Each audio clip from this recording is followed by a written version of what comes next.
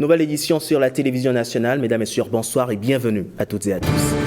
Dans les titres de ce journal, les explications de Patrice Talon sur la mise à la retraite d'office d'agents de forces de défense et de sécurité. Nous avons besoin de jeunes pour constituer notre réelle force de sécurité et de défense. Le chef de l'État l'a martelé devant la presse. Une presse devant laquelle Patrice Talon aborde aussi la situation des crises politiques dans l'espace CEDEAO. Que faire pour le bon règlement des conflits et empêcher les chefs d'État de se retrouver dans l'impasse? Sa réponse est à suivre. Et puis, hors de nos frontières, la CEDEAO s'est réunie hier pour échanger sur la situation qui prévaut au Sénégal. Pendant ce temps, au Ghana, les trésors royaux pillés sont de retour au grand bonheur des Ghanéens.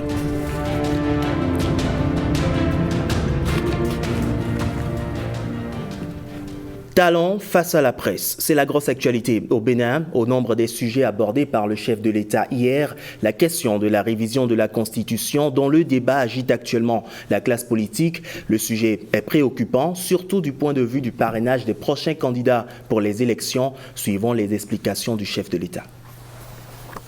Vous savez que les acteurs politiques ont une mission d'intérêt national, mais ils ont des ambitions individuelles.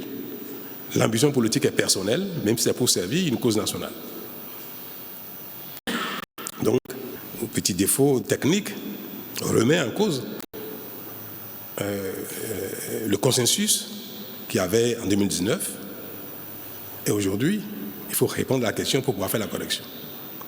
Parce que si les députés au Parlement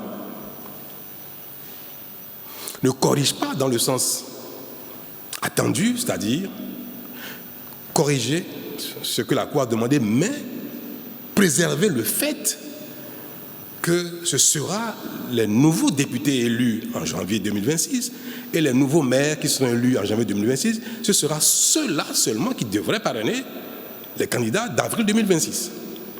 S'ils font la correction ainsi, c'est parfait.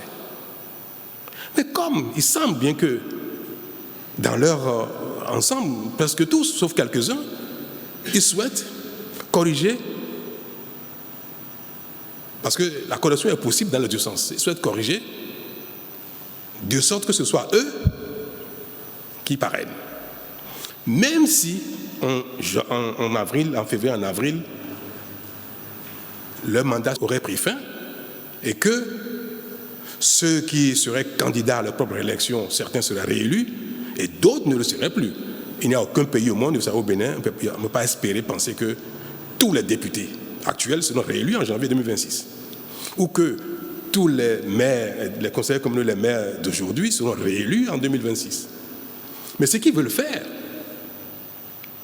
ils veulent faire en sorte que, après l'élection 2026, de janvier, les concernant, même ceux qui auraient déjà perdu leur mandat politique, ceux pour qui on n'aurait pas voté, que ceux-là parrainent encore les candidats aux élections présidentielles de 2 mois après.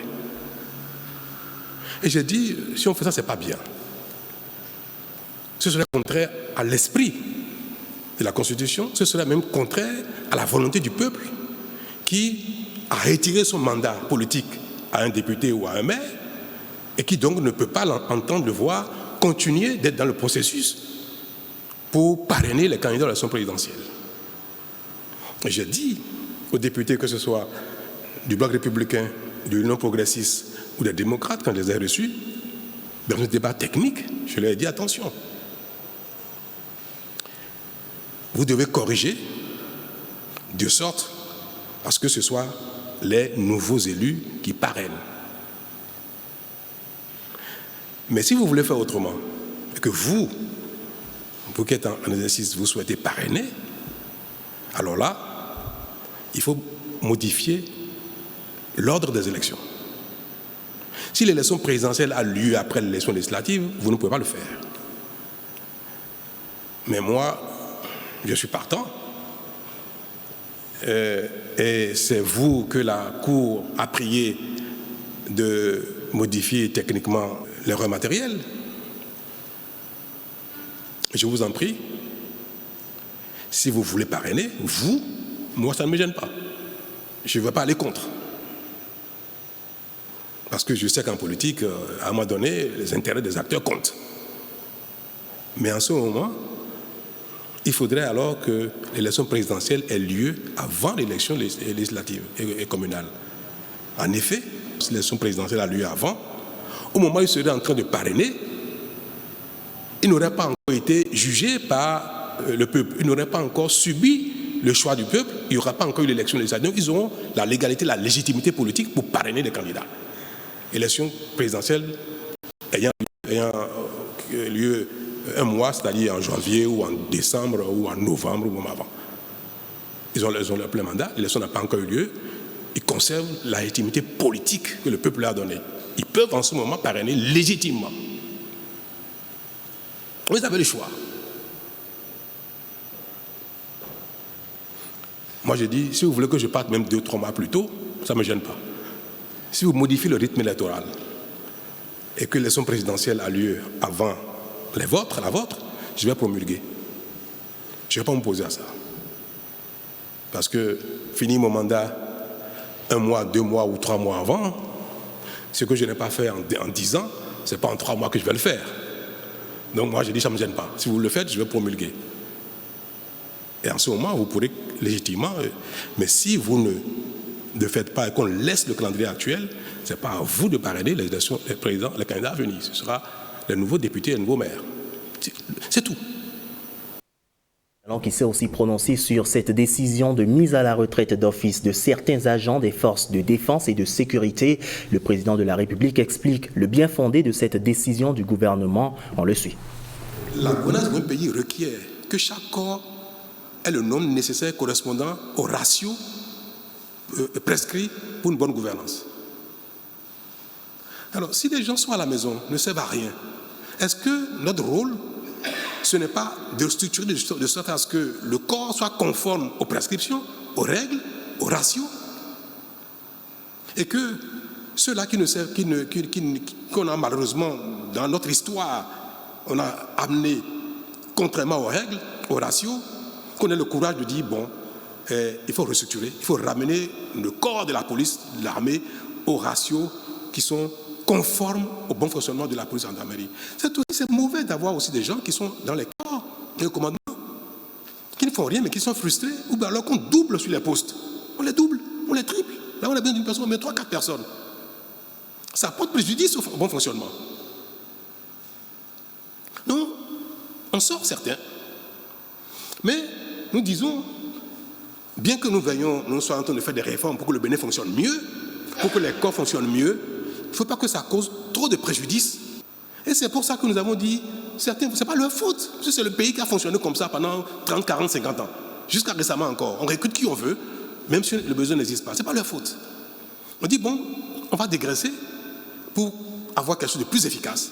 Mais au même moment, on va donner les moyens aux associés pour qu'ils ne payent pas seuls le prix. C'est pour ça qu'on a mis en place ces mesures d'accompagnement financières pour qu'ils ne subissent pas de manière trop grave les préjudices de notre faute commune. Donc tous fautés, mais forcément, pour réparer, il y en a qui vont payer. Mais ceux-là, on les accompagne financièrement. Mais ce qui nous permet d'avoir une pyramide normale, d'avoir un commandement normal, fonctionnel, efficace. Pour que notre armée, moi j'ai l'ambition que partout dans nos villes, les gens puissent sortir à minuit, 1h du matin, 5h du matin, être tranquilles. Que les gens puissent circuler librement. Que bientôt, que plus personne ne dépasse pas la droite sur nos voies. Que personne ne brûle les feux. Et pour ça, il faut du monde. Il faut des jeunes. Il y a encore beaucoup de besoins à satisfaire. Et nous sommes en train de recruter pour satisfaire ces besoins-là. Mais il faudrait que ce soit dans un corps sain. Le corps de la police et de l'armée doit être sain. Donc, avec une pyramide normale, les ratios normaux et un commandement efficace. C'est pour ça que nous avons fait les calculs. Nous avons sorti les ratios. Et tout le monde sait que pour 1000 militaires, il faut combien de sous-officiers, combien de sous-officiers, combien de sous-officiers supérieurs. Tout ça est connu. Donc, c'est en appliquant la pyramide et les ratios recommandés qu'il faut sortir des gens. Alors, on a regardé. Moi, je ne suis pas militaire, mais je suis le chef de l'armée. On a regardé, j'ai mis des commissions en place pour identifier qui commence à avoir des insuffisances au niveau physique, qui commence à avoir des insuffisances au niveau santé, qui, dans les notations, a moins de mérite que d'autres. Vous savez aussi que, je vous le dis, il y a des gens qui n'ont pas de problème physique qu'on sort, mais qui sont moins disponibles. Qui, depuis quelque temps, n'a plus été au commandement. Ce n'est pas sa faute, mais c'est le sort. Et qui, depuis des années, a perdu la main. S'il y a deux, dont l'un est au commandement. Il a la chance d'être au commandement, nommé au commandement, et il joue dans son rôle. Il y a un autre, pareil, que lui, même gradé qu'on sort, mais lui, depuis 3 ans, il est à la maison. Malheureusement. Je ne sais pas pour quelle raison. S'il ne doit partir entre les deux, c'est qui? Il y a des choix difficiles, il faut faire ces choix-là. Celui qui est actif, qui est dans le mouvement, comme on dit, si quelqu'un doit partir, lui, il est préservé. C'est celui qui, depuis 2 ou 3 ans, est désactivé, qui malheureusement va partir. Donc, c'est des choix difficiles, pénibles, que les responsables font avec beaucoup de souffrance, mais qui sont nécessaires pour la bonne marche du pays. On ne peut pas vouloir se développer sans sacrifice. C'est impossible. Si on veut tout préserver, nos acquis, nos travers, nos faiblesses, nos souffrances, on veut tout préserver, le Bénin ne se développera jamais. Et nos enfants, nos petits-enfants, nos arrière-petits-enfants vont subir les mêmes sorts que nous. Ce n'est pas avec plaisir, ça fait longtemps qu'il fallait le faire. Ce n'est pas un plaisir pour moi de dépenser l'argent de l'État pour payer des gens à la maison. Ce n'est pas un plaisir pour moi d'envoyer des pères de famille à la retraite d'office parce que je sais très bien que celui qui va à la retraite, c'est comme s'il était en déchéance. Même si ce n'est pas le cas. Aucun dirigeant ne peut faire ces choses-là avec plaisir. Ça n'existe pas. Tout le monde veut plaire. Moi qui suis ici, j'aime plaire aussi, j'aime plaire. Je voudrais plaire à tout le monde. Je voudrais plaire à mes concitoyens, aux uns aux autres. Que quand je passe, on dit, oh, il est gentil, il est beau, il est ceci, il est ceci, on va m'embrasser, on va me dire merci, comme ça. J'aimerais pas que quand je passe, on me dise, regardez-moi ce méchant-là. J'aimerais pas ça. Je ne suis pas maso. Qui n'est pas sensible à l'amour des autres? Qui n'est pas sensible à ça? Mais notez bien que j'aime plaire moi aussi. Et je voudrais bien plaire à tous mes concitoyens si je pouvais le faire. Mais ce serait contraire à la mission qu'on m'avait confiée. Parce que je ne m'avais pas élu pour plaire. Je m'avais élu pour régler les problèmes qui se posent au Bénin. Y compris même les problèmes difficiles. Y compris les réformes difficiles. C'est ce plaire-là qui m'observe, c'est-à-dire que je voudrais pouvoir observer à la fin. Ce fut dur pour lui, mais il a essayé. Ce fut compliqué pour lui, mais il a essayé. On lui a craché dessus, on l'a insulté, on l'a jeté la pierre, mais à la fin on va dire quand même chapeau. Donc je fais un sale boulot, c'est le sale job, je le fais. Mais je sais que l'histoire reconnaîtra que je l'ai fait pour l'intérêt commun. Et Patrice Talon s'est aussi prononcé sur l'actualité hors du Bénin. La situation des crises politiques dans l'espace CEDEAO, par exemple, reste préoccupante. Les chefs d'État se retrouvent souvent face à l'impasse. Que faire donc? Le président de la République en parle. On va dire oui, mais si vous avez condamné ici, vous devez condamner là. D'accord, on l'a fait.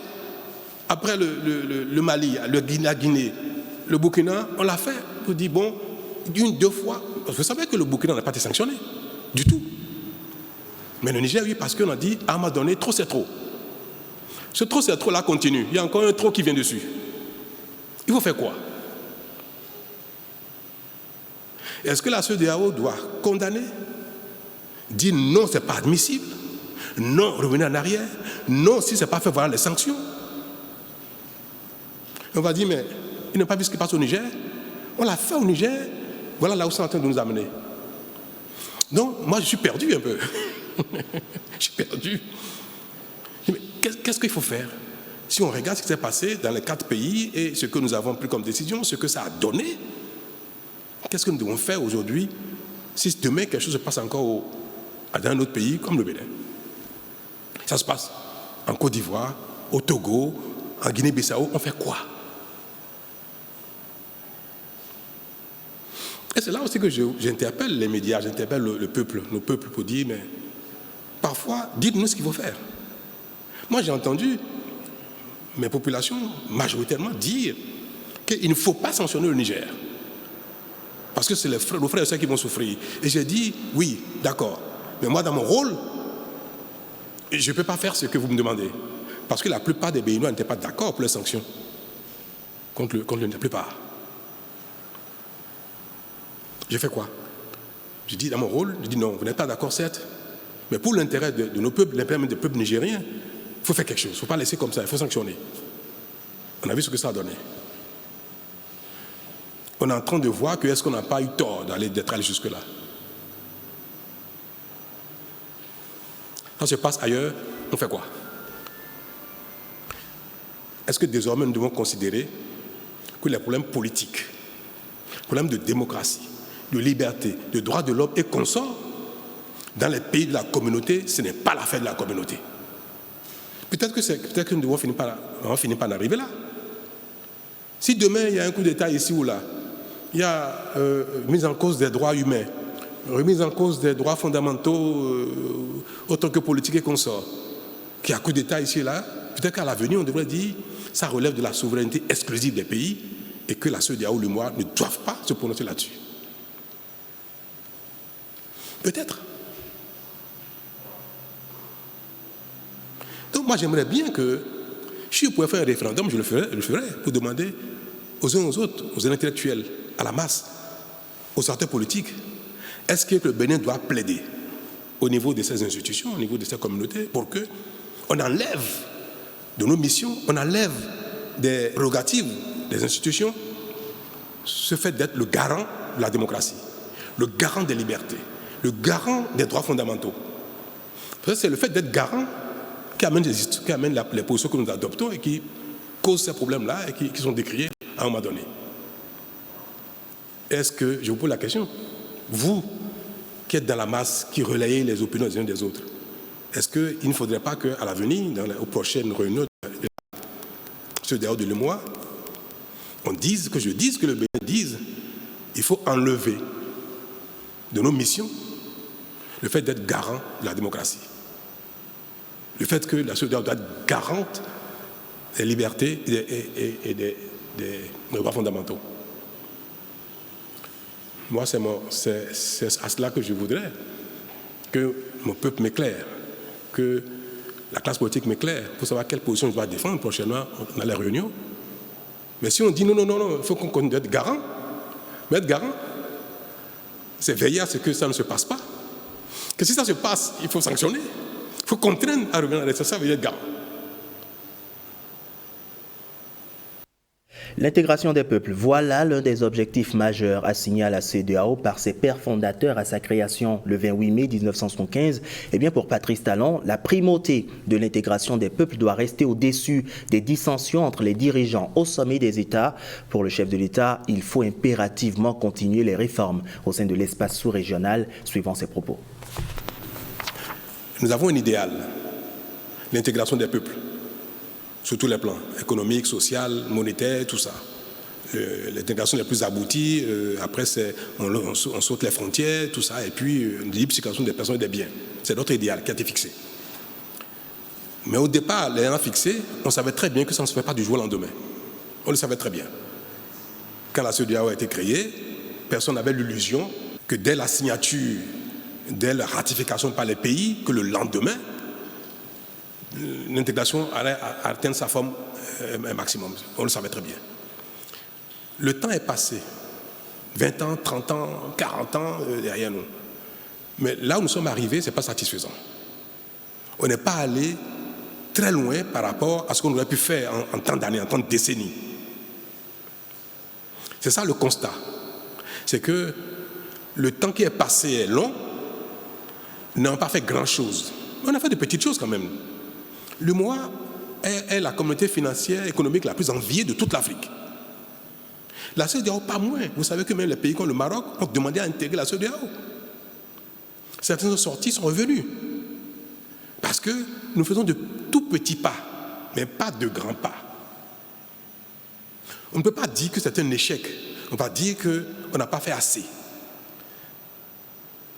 L'Union européenne a mis du temps pour arriver là où ils sont aujourd'hui. Donc, tout ce qui, même entre deux personnes qui s'aiment, très amoureux, si vous découvrez coup de fou vous mariez le lendemain, ça peut mal se passer. Il y a un temps pour aller dans l'union, pour que l'union soit totale. Je voudrais donc vous dire ça, que on ne peut pas dire que c'est un échec, que la volonté d'être en communauté économique est un échec parce qu'on n'a pas fait de grands pas. Mais est-ce que pour autant, parce que nous n'avons pas avancé autant qu'on aurait pu, est-ce que pour autant, il faut se retirer? Il faut casser ça. Est-ce que l'idéal ne vaut toujours pas? Pour moi, l'idéal vaut toujours. C'est parce que les responsables que nous sommes aujourd'hui, nous n'avons pas réussi, nous n'avons pas réformé, que peut-être ceux qui vont nous remplacer ne le feraient pas. Il ne faut pas que les responsables d'aujourd'hui, à cause de leur insuffisance de résultats, cassent ce que leurs aînés ont construit, sachant que chaque génération doit faire son effort pour que l'intégration aboutisse totalement. Donc il n'est pas question de casser il n'est même pas question de remettre en cause l'idéal qui est noble et qui se justifie. L'idéal se justifie. C'est parce qu'ils n'ont pas réussi à aller le plus loin possible. Et c'est ce que je disais même à celui que j'ai appelé au sein du chef d'État dont je vais parler. Je lui ai dit, nous sommes de passage. Mais les peuples sont éternels. Ce n'est pas parce que les chefs d'État des pays de la CEDEAO d'aujourd'hui ne s'entendent pas sur l'attitude à avoir par rapport à un problème qu'il faut casser l'idéal.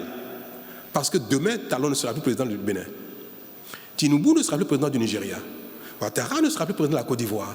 Faure ne sera plus président du Togo. Nous sommes de passage. Les dirigeants sont de passage. Dans quelques années, tout ce monde sera parti. D'autres seront là. Il faut préserver l'unité des peuples le temps que des dirigeants plus éclairés, plus efficaces, viennent continuer l'œuvre qui a été accomplie à peine. Ce que moi je n'ai pas réussi, je n'ai pas à casser le Bénin parce que je n'ai pas réussi. Je vais partir, celui qui viendra après va mieux faire que moi pour aller plus loin que par rapport aux attentes des populations. C'est l'humilité qui est demandée aux dirigeants que nous sommes, que nos insuccès, nos souffrances, nos frustrations du jour ne remettent pas en cause l'essentiel qui est les intérêts du peuple. Il faut que nous soyons patients et qu'on fasse confiance aux générations à venir pour faire mieux, pour réparer, pour construire davantage ce qui est de notre mission et que nous n'avons pas réussi à faire. Donc c'est pour dire qu'il y a peut-être lieu de revoir le contenu des prérogatives des organes. Je fais la nuance. Les prérogatives des organes de ces institutions-là. La conférence des chefs d'État, est-ce qu'elle devrait, à l'avenir, tout en maintenant l'idéal de la CEDEAO, est-ce que la conférence des chefs d'État doit aller jusqu'à sanctionner un régime qui serait arrivé par des moyens non convenus? Est-ce qu'il faut aller jusqu'à sanctionner? Est-ce que la conférence, le conseil des ministres de la CEDEAO de l'UMOA doit aller jusqu'à faire telle chose? Donc, nous pouvons voir quels sont les amendements qu'il faut apporter, peut-être pour ces temps-ci, quitte à ce que les générations à venir, peut-être les réintroduisent. Mais il y a lieu à une réflexion, sans aller jusqu'à faire un constat d'échec et dire on laisse tomber, chacun fait son chemin tranquillement, le Bénin fait son chemin. Non, c'est pas bon. Cette conférence de presse de Patrice Talon, Osias Sounovo a reçu hier des analystes politiques et le porte-parole du gouvernement. Voici quelques extraits de leurs interventions proposées par Jérôme Hongboa et Mohamed Bia. L'Assemblée nationale était à 100% acquise à M. Patrice Talon. Et à l'époque où il avait la roue libre, il n'a pas pensé qu'on pouvait profiter pour sauter des verrous, mettre des dispositions qui favoriseraient éventuellement un maintien au pouvoir au-delà de 2026. Bien au contraire. Il a mis, en plus de ce qu'il y avait déjà comme verrou, il ajoute que nul ne peut, de sa vie chez nous, effectuer plus de 2 mandats de président de la République. Mieux, la révision a prévu un article qui dit que cette révision n'entraîne ni une nouvelle République, ni une nouvelle Constitution. autant de garanties pour dire, oui, nous aussi au Bénin, on fait les choses en grand, montrer que la révision de la Constitution peut être une opération technique qui intervienne tous les mois ou tous les ans si l'on veut, sans qu'il y ait place pour la suspicion, juste au fin de nourrir la politique politicienne. C'est une histoire en fait qui se répète à la fin du deuxième mandat, en tout cas depuis Kérékou, de chaque président. Kérékou l'a subi, d'accord ? Absolument. Il l'a subi. Il a même dit devant le pape qu'il ne va plus faire un second mandat, donc, mais les Béninois ne lui ont pas cru. Et donc c'est normal, c'est l'histoire qui se répète que Patrice Talon, en tant que président de la République, qui est en train de finir le deuxième mandat, qu'il subisse aussi. Et rassurez-vous, jusqu'au jour où on va installer son successeur, les Béninois vont continuer toujours de penser qu'il y a encore une carte dans sa poche qui peut faire sortir à n'importe quel moment pour faire arrêter le processus et se maintenir au pouvoir. Moi, je suis très à l'aise. Et j'ai tellement confiance. La question du troisième mandat de Patrice Talon, pour moi, ça ne m'effraie même pas la tête. Moi, je suis sûr et convaincu que ce monsieur ne peut pas essayer, vu tout ce qu'il a eu à faire. Regardez, depuis 2016, il a pris ce pays en main. Regardez où nous sommes aujourd'hui. Moi, je suis un Béninois de la diaspora en train de revenir. Moi, je suis très émerveillé de trouver un Bénin que j'ai laissé en 2003, qui n'est pas au même niveau. Et même à l'international, avec mes amis congolais, rwandais, quand on parle du Bénin, eh bien, ils se disent, vous avez la chance d'avoir un président comme ça. Donc moi, je voudrais dire aux Béninois, cette histoire de Patrice Talon avait dit, je vais faire un mandat, mais là, il fait un deuxième. Il avait proposé de réviser la Constitution pour que ça devienne un mandat, pour que cela s'applique à lui-même. Les Béninois ont refusé. Ils n'ont pas permis cette révision.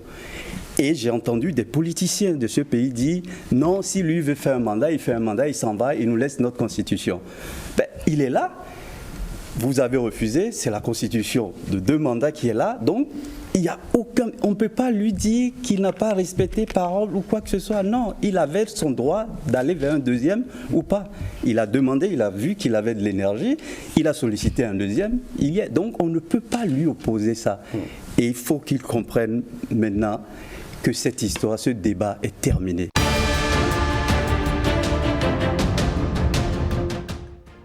Place à présent à l'actualité hors du Bénin. On fait le tour ce soir avec Gloria Oni et Christelle Tongodo.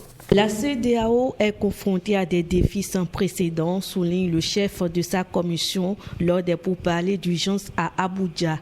Les ministres des Affaires étrangères du bloc se sont réunis pour discuter des questions intérieures du Sénégal et le bloc régional d'Afrique de l'Ouest a appelé jeudi à l'unité après des pourparlers d'urgence sur le retrait des pays de l'Alliance des États de l'AES.